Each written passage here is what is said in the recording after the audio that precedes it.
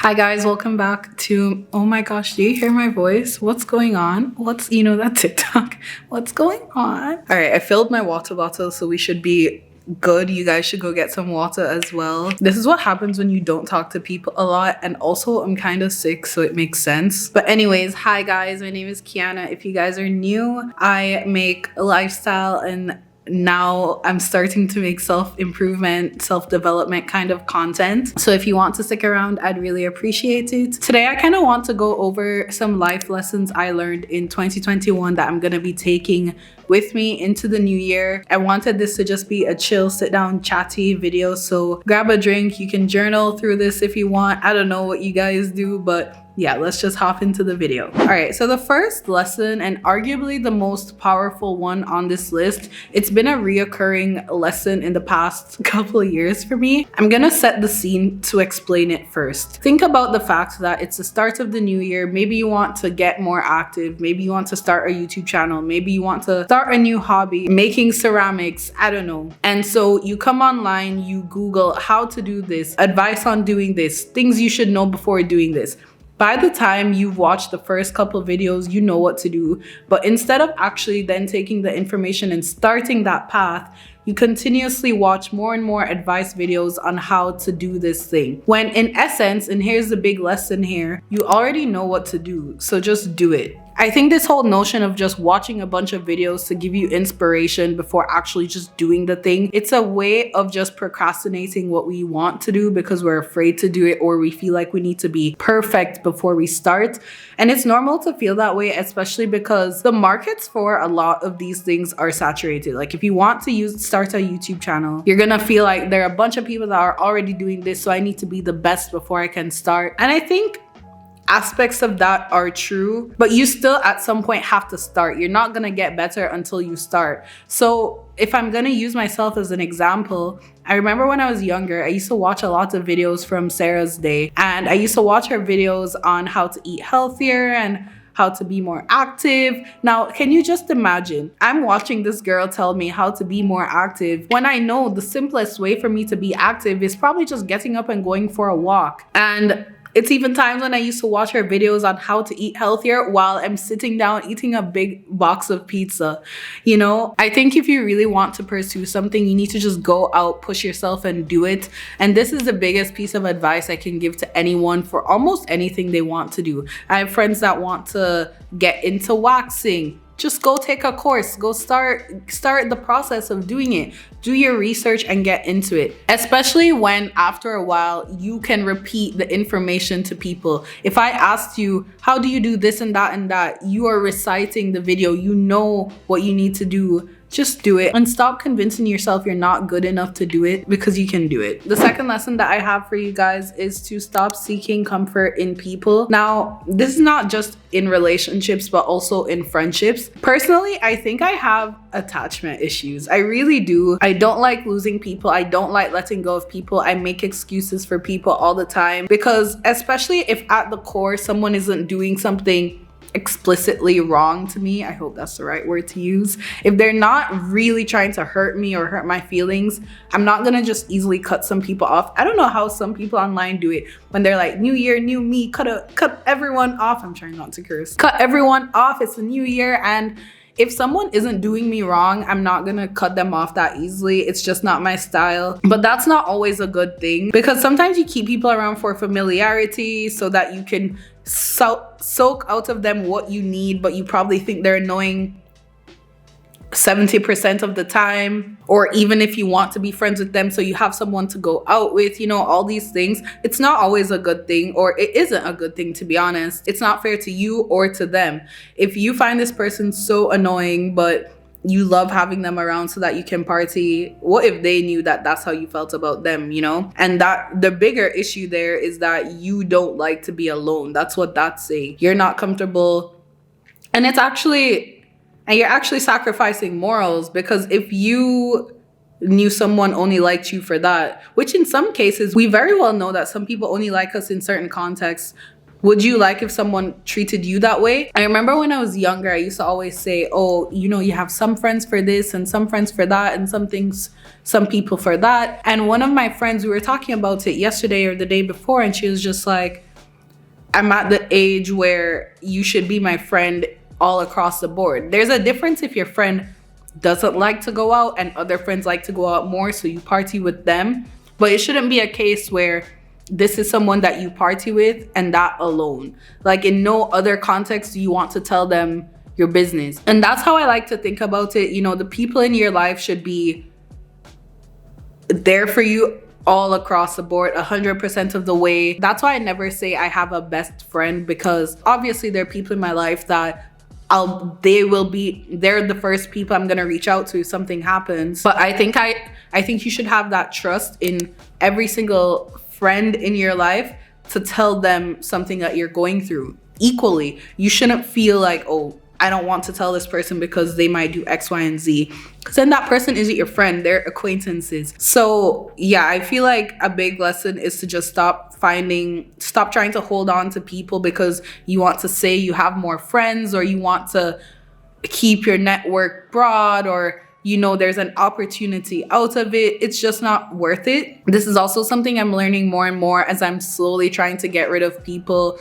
from my Instagram list. Like I've been unfollowing people, and sometimes I'm like going through the list and I'm like, oh, I don't really want to get rid of that person. Maybe it could be an opportunity in the future. And it's just like, again, people are people. They're not objects or tools for you to just manipulate and use when it's convenient. If there's an opportunity in the future, you can easily follow that person back and reach out to them and find a way to present something that's mutually beneficial to the both of you. I hope this explanation brought across what I was trying to say, because I know I went on tangents, but this lesson could have been broken down into even more layers. So yeah. So the day I scripted this video, there was an Instagram post I saw from Mel Robbins, who I'm becoming such a big fan of. And she was basically just saying she truly believes if she works hard, something good will come out of it. And I also believe that. And sometimes that's why I feel like I work so hard, because I'm just like, there's no way I could be doing all of this and it doesn't lead to something bigger. And especially when you're working hard and smart, something has to come out of it. You know what you're good at, you know what you're not good at. And it's just like, how can you not gain something out of it, you know? So that's not even my lesson. My main lesson here is stop giving up on yourself and downplaying your abilities. You know you're capable, put in the work and just keep going and don't give up, and stop doubting yourself and stop talking down on yourself. I am my biggest hater. Sometimes I'm just like, why do I say these things to myself? Why do I talk so badly about myself? Why do I act as if I don't work hard? Why do I act as if I don't know that I stay up late at night getting stuff done so I can make more money, so I can invest more in myself, take care of myself? Why am I acting like I don't put effort into what I'm doing? And it's very easy to believe something like this, like, you know, all the work you're doing isn't gonna amount to anything. Because when you're on social media, I hate talking about social media sometimes, but when you're online, sometimes people will get famous or get rich or get all of this stuff in like 2 seconds. And you could be working so hard for a year on whatever it is, whether you're a content creator or whether you, I don't know, make candles.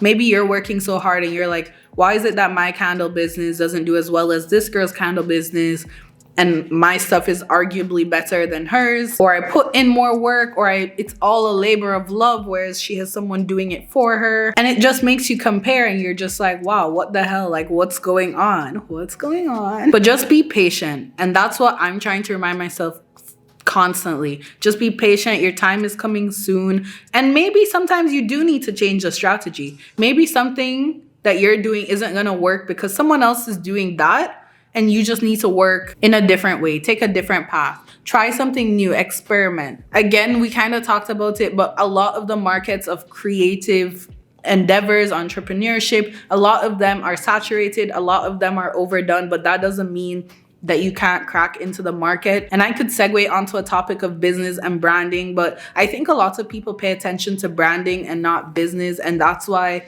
in these many fields, people don't succeed, because they're not thinking about how this would operate as a business. It's not enough to have cute aesthetics or cute this and nice that. You have to think about the business. Is the business sustainable? Are the foundations of the business being met? What is a unique feature of this business? Does it make sense? Stuff like that you need to consider when you're trying to start into any of these fields, right? And so to go back to the quote I mentioned by Mel Robbins, you know, about working hard and knowing that something's gonna come for it, you have to believe that, and you have to remind yourself things like that every single day. Surround yourself with content and information that will help you get to that goal. And you know what? If you're in a position where you have all these ideas, you have all these skills, but maybe you don't have the time, maybe you don't have the luxury of sitting down and focusing on this dream that you want to achieve. This is why it's important that people who gain that privilege of succeeding in their different fields to give back, whether that is sharing more information, mentoring someone when you can, providing resources. There's so many ways to give back.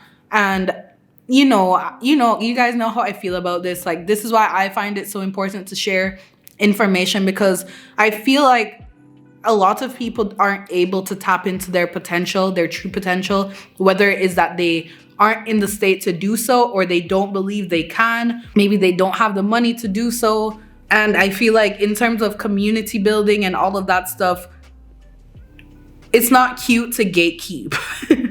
That's a word I keep seeing on TikTok. And I don't like using all the little terms that people keep recycling, because it makes me feel like I don't know. It makes me feel like I'm not speaking from my own thoughts. I'm just recycling stuff. But yeah, like, share information, share resources. Give someone advice when they reach out to you and ask you a question if you can. And also take advantage of the free resources that are out there and the people that are just willing to help. This next tip, I actually added it to the list right before I started filming this video, because this is something that happens to me so many times a week. So the big lesson here, it's normal to second guess what you're doing with your life. This kind of ties in with that last tip or lesson where I mentioned not seeing the results of what you're working so hard to achieve immediately and just wondering, what is the point of all of this? Why do I stay up late at night and I'm not seeing any results? And the funny thing about it is that sometimes I feel so stuck. I feel like I'm at the same place I was last year, which is absolutely not true. I need to start writing a list of my wins, because I feel like when I look at my life, I feel like I'm in the same place, but I'm absolutely not. But it never feels that way. I always feel stuck. I always feel like I'm just doing nothing, or I'm not doing enough, or I should be working harder. Today, I'm filming this video on a sick day. I'm sick. And I took the day off work because I'm sick. And I sat here and I'm like, oh my gosh, I can't believe I'm sitting here just lying down all day with my back pains, and using that I have back pains as an excuse. I should use the time to film a video or edit some videos or do something, because this is why I feel so stuck, because I'm just being lazy. And it's so hard to get yourself out of this kind of mindset, because we feel like we have to just keep working and working and working, or we're just not ever going to be at that level, this arbitrary level that we feel that we should be at. Where is this level? Where does it cap? Like I said, if I compared myself last year to this year, I would see such a difference. There are so many things that's so different. Someone left a comment on one of my videos the other day saying that, you know, they've seen the growth in me since watching my videos. And I'm just like, yeah, I really need to take a stroll down memory lane and just see what was going on, because how dare I insult myself and say I'm in the same place I was last year? How dare I sit here and act like I don't know what I'm doing with my life, as if I don't sit down and curate my life every single day. But you know, sometimes it's just like, I'll come on here and talk to you guys about new year, new me. Let's reach our goals. Let's do all this stuff. And then halfway through the week or even the next hour, I'm just like, oh my gosh, like, I'm just so tired. I'm so drained. I'm so exhausted. I don't want to do this. Why am I doing all of this? Why don't I just go home and move back to Jamaica and ask my dad to fund my lifestyle and just chill? And to be fair, it's not like I'm rich. My dad would not allow me to do that. But I'm just like, why am I working so hard? Like, why don't I just work a part-time job and just make just enough to pay rent and just chill and have more me time? Like, what's the point? I'm not gonna ever be this big CEO. And all of this stems from a lot of negative self-talk, to be honest. I am my biggest hater. I don't know why I talk to myself the way I do, but I need to stop that, because But anyways, this point wasn't to say that it's a good thing or a bad thing to second guess yourself. Sometimes good things come out of second guessing yourself. Maybe you think of a bigger, better idea. Sometimes it's a bad thing because you don't learn to appreciate what you've been working towards or what you have. But yeah, I'm just saying it's normal to think that way. I second guess myself daily, hourly, every other minute. So, okay, so my next life lesson, I don't even know if this is a life lesson, but this is just something I need to do. I need to learn to calm down, slow down. There's so much value in taking a chill pill. I don't know how to do that. I am super high strung. I'm so high strung that sometimes I'll react in certain situations, whether it is like I'm just very like jumpy or hyper or this or that, aggressive, whatever it is. And I look back in the moment and I'm like, I feel sorry that my friends have to put up with that kind of personality sometimes. I'm very, I don't know if this is what they call type A, but I'm very like, I like to take control of situations. I like when things follow structure and order and things go a certain way, and I'm not gonna even try to get around it. I like when things go my way, but I'm not like a selfish person. Like, I know sometimes you have to compromise. But yeah, in the past year, a year before as well, I've just realized how uptight I am sometimes, and it's just not beneficial. It's not helpful. There's no good that comes from it sometimes, I feel. I mean, obviously everything has its pros and cons, but I think this has more cons than pros. And not only am I uptight with people, I'm uptight with myself. Again, it goes back to what I've been talking about this whole video, where I'm just such a hard ass on myself. I'm such a dictator to myself sometimes. I'm just like, get to work, let's get moving, let's go. And I'm just like, Keiana, like, calm down, relax, go enjoy yourself, go out with friends, stop working all the time. You don't need to rush home and do all this work to make up for the fact that you had a night off. Just that kind of mentality, you know? Something I realized too the other day, even when I try to have self-care time, I feel like it's not even me having self-care. And there's a podcast, you guys know I love Optimal Living Daily. I talk about it all the time. I'm gonna put the episode up here, but the whole episode was talking about the difference between self-care and self-work. You could be performing the same exact task, but in some cases it's self-care versus self-work. So for example, let's say you journal just to brain dump, just to empty your mind, just to, you know, enjoy the process. That can be considered self-care. But on the flip side, let's say you journal because you say you're gonna journal every day and you think it's a way to be productive. That's self-work. I'll give another example just in case that's not clear. Let's say you take a bubble bath as self-care. It's the end of the day, you pour a glass of wine, you're just chilling, you're having a grand time. But on the flip side, you do the same thing. You take a bath, you light a candle, you pour some wine, and you're reading a book, and you're actively focused on reading this book because you want to complete the book. But the whole essence of taking a bath is just so that you can be in a relaxed state while you do this thing, which is essentially a task because you're telling yourself you have to read this book. That's self-work. If I'm not explaining it clearly, just check out the podcast. I know I'm butchering it. I listened to that pod like 3 days ago. But yeah, I think that's how I am. I think when I journal or when I stretch, I don't stretch because I just enjoy the process of stretching. I stretch because I have back pains. I stretch because I need to move my body, especially since I'm cooped up all day inside. That's not self-care. That's self-work, which is not a bad thing. It's not a bad thing to work on yourself, but you're still not giving yourself that self-care. You're not giving yourself that time to just relax and enjoy something because you're looking on everything as a means to an end. Everything has a purpose. Everything is for this bigger picture, which again is not always a good thing. That kind of behavior, or my inability to practice self-care, comes from the whole thing of being high strung and uptight and overly productive. Sometimes I just feel like I don't have time to waste. I should not be wasting time.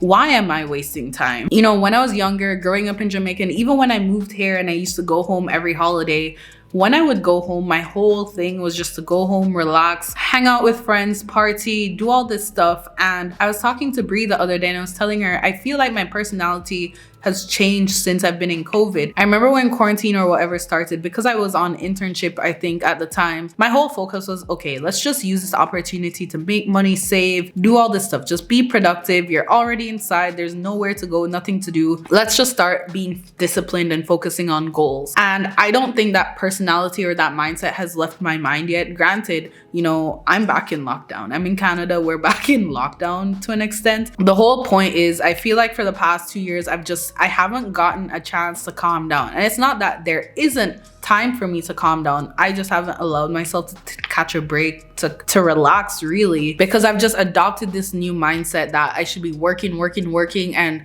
I think my timeline too is filled with a lot of kind of hustle. I won't even say my timeline is filled with hustle culture type stuff, but Honestly, hustle culture looks differently sometimes. Like back then, a couple years ago, hustle culture used to look like Gary Vee.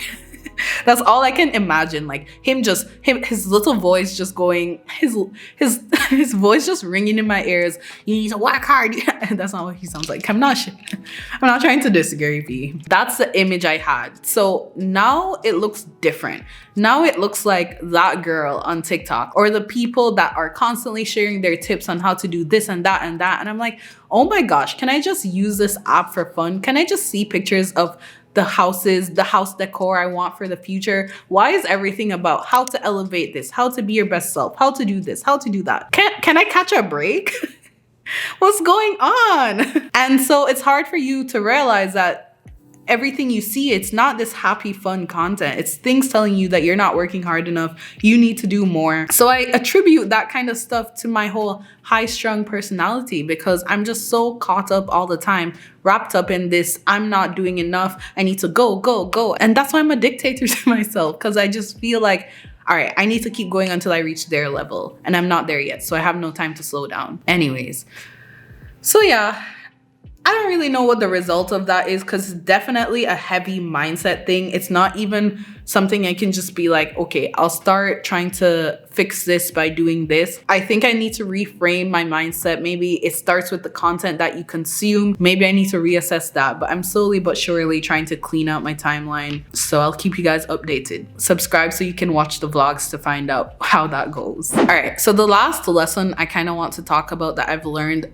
this year, 2021. There's absolutely no reason to be so judgmental. I think this is my biggest flaw, and my inability to recognize this sometimes is a big flaw as well. You know, online, everyone's like a troll. Not everyone, but there are so many trolls, especially in the comment section of people's videos. And it ranges from the trolls that are anonymous pages that just come and say mean stuff to hurt people's feelings, to the everyday person who's just so brazen.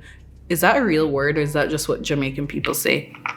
But basically it means you're just so bold. Like, you're so okay with openly dissing people, making them feel like crap and saying harsh things and justifying it that you're keeping them accountable or keeping them in line and this and that, and just being a mean person. But when you think about it, a lot of us are mean behind the scenes. We're mean with our friends. Like, we won't post these things publicly, but we'll say it to our friends, or we'll simply think these things. Sometimes I catch myself like, all right, let's say on TikTok, I see something that I know is gonna cause a lot of chaos.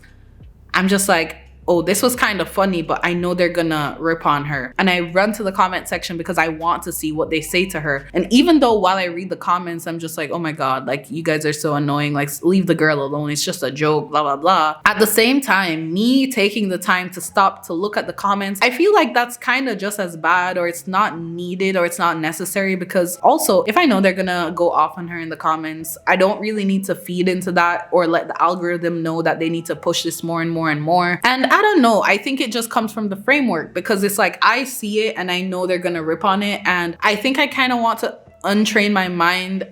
It's gonna be so hard. I'm arguably gonna say it's impossible, but I want to be able to just look at things and not have all these judgments. And it's hard to do that, of course, with our internet, with social media being the way it is, where everyone's just triggered and everything is on the whole list of oppressions. We're literally in a war of whose oppression is the worst. It's disgusting. Everyone's just so pressed and mad and this and that, and like, calm down. We need to calm down. We need to take it a couple steps back.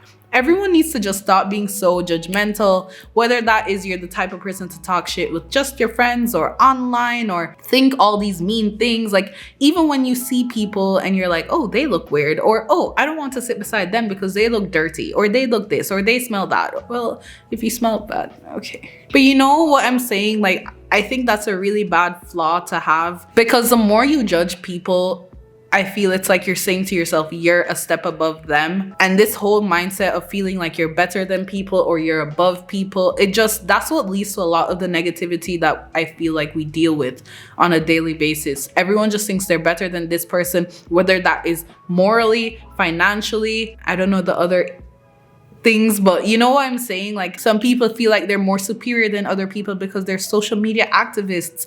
Other people feel like they're better than people because they worked so hard and they were able to afford themselves such a great lifestyle. And it's just like, mind your business.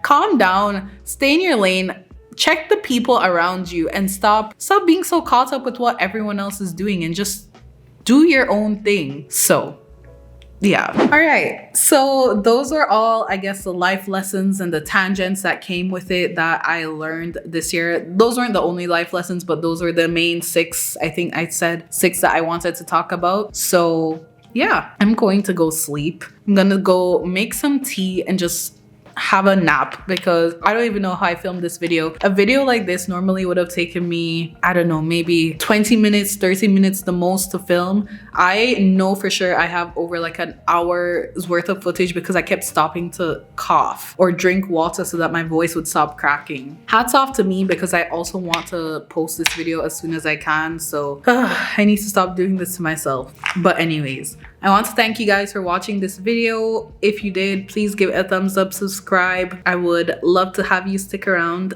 And yeah, I'll see you guys in the next video.